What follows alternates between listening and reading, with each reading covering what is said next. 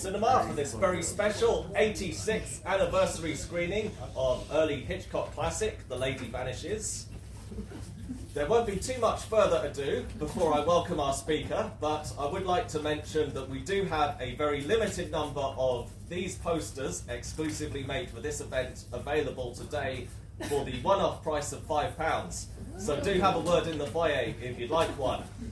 But without any further ado, let's welcome our main speaker, Hitchcock historian Gary Lewis.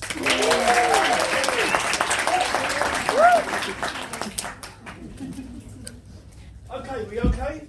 Yeah. You didn't clap there because your hands were cold, no? Alright, my name's Gary Lewis. I didn't give myself this title, but they tell me I'm the Hitchcock expert. I'm sure there's somebody that knows more than me. I run Hitchcock Talks and Tours based in Leytonstone, so I do guided tours, and then I've got about 4 talks on Hitchcock, amongst many others, East End history. Anyway, so The Lady Vanishes. What led to this? Alfred Hitchcock's movie career began a few miles away down there at Gainsborough Film Studios. He made 5 movies down there. The first one being The Pleasure Garden in 1925. He makes The Mountain Eagle in 1927. He makes The Lodger, which is the big breakthrough movie in 1927, Ivan Novello. He makes 2 further movies there, Downhill and Easy Virtue. And then he transfers to British International Pictures. Then he goes to Gaumont British.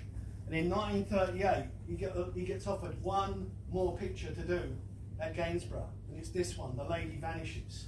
And so he's going to put the cast together.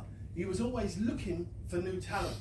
So he chose the main character, the main lead was going to be originally Robert Donat, but he wasn't available. So he brought in a stage actor who had never appeared on screen before, Michael Redgrave. And Michael Redgrave wasn't sure if he wanted the part.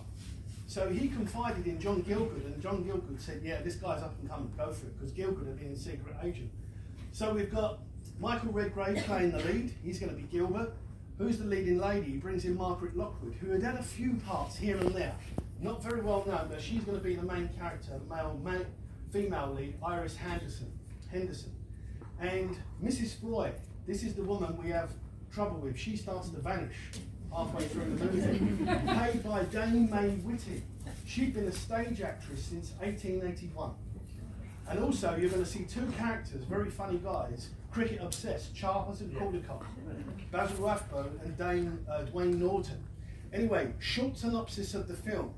A group of British tourists get stranded, snowed in by an avalanche in the mythical country of Bandrika.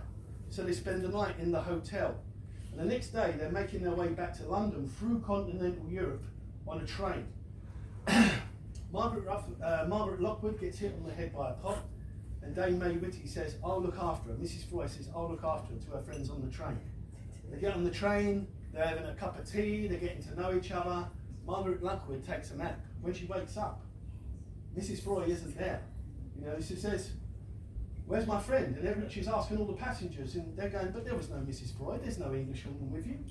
So she seeks help through Gilbert, which is played by Michael Redgrave. And he starts to uncover clues. Maybe this Mrs. Floyd did exist. But will she be found? And when she's found, will she be alive? Maybe she's already left. Maybe the lady vanishes. Anyway, in the next hour and a half, more will be revealed. Ladies and gentlemen, please enjoy it. The Lady Vanishes.